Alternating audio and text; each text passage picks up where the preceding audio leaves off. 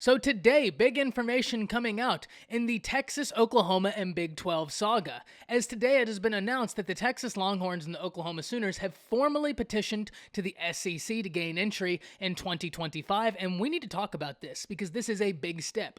But before we do, as always, y'all know the drill. I want to hear from y'all. Hop down to the comments, give me a Y for yes or an N for no. Do you believe this signals the end of the Big 12? And let me know what you're thinking there. And if you are new to the channel, be sure to subscribe, hit that bell notification. I do constant college football content, and you don't want to miss any of it. And if you enjoyed that content, be sure to like and comment down below because those interactions are massive. But with all of that being said, let's dive into this because today was a big step in this whole process, that the Longhorns and the Oklahoma Sooners have officially reached out to the SEC, and we should have a vote later in the week, but I think everybody in this expects the vote to come out yes. We wouldn't have gotten this far in the process if that wasn't the expected result. Things have mobilized so quickly since the rumors emerged just last week, and then those rumors turned from rumor to reality, and now it is becoming a tangible idea that looks to be on the near future. And something interesting that I think we need to talk about is the Big 12 contract in and of itself, because right now we've heard from both the Big 12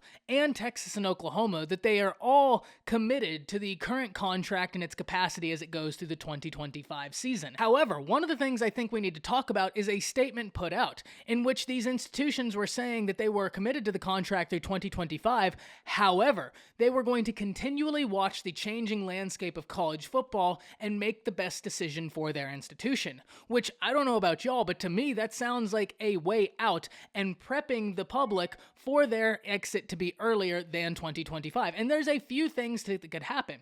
First and foremost, the Texas Longhorns and the Oklahoma Sooners could pay the simple buyout and then move out of the conference. And I understand that's a lot of cash to drop at one time, but when you look at the profits set to be made within the SEC because of this move, that money would be reciprocated incredibly fast. The other thing I think is incredibly interesting in regards to the Big 12 contractual structure is the fact that if enough teams were to leave the Big 12, that all teams were then out of the contract that stated they had to pay to leave the Big 12. And that's really key and interesting because today on the J-Boy Show, it was announced that not only is the rest of the Big 12 absent Tech and Kansas looking at a merger to the Pac, that means that the Texas Longhorns and the Oklahoma Sooners, if this was done sooner rather than later, may not even have to pay a dime to make the transition into the SEC. And that's exactly why I asked the question at the beginning of this video.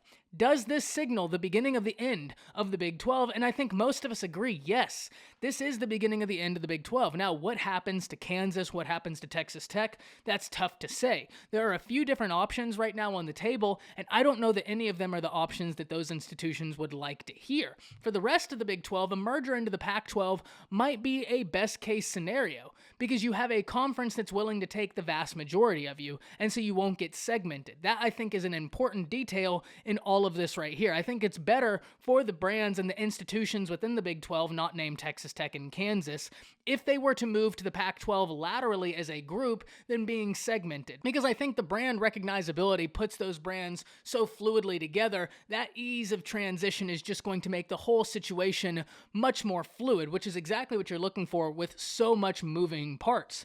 It is going to be incredibly interesting for us to keep an eye out on this situation because it seems as if every day something new comes out. And now we're in a situation that, yes, the Texas Longhorns and the Oklahoma Sooners have officially petitioned the SEC for entry. And we do know that they are not going to be restructuring their contracts past 2025. And I think there's a feeling that I don't believe they're going to be in the Big 12 until 2025. I think this move is coming sooner rather than later. And it appears there's a few outs in the contract to allow that to happen. And even if those outs don't happen, I don't think that the Texas Longhorns or the Sooners would bother footing the bill when they know how much money stands to be made. Hop down to the comments, give me a Y for yes or an N for no. Do you believe, like I do, that this probably signals the beginning of the end of the Big 12? Let me know what you're thinking there. I cannot wait to hear from you because this story is incredibly fascinating no matter how you fall on the fence. Whether you're for it, whether against it, we can all agree that this is the biggest story in college football right now, and one we need to talk about together because there are a lot of competing ideologies, and these competing ideologies are how we find solace in situations such as this, by talking about them and by figuring out which ideologies are best. Hop down to the comments, let me know what you're thinking. That's it. See ya.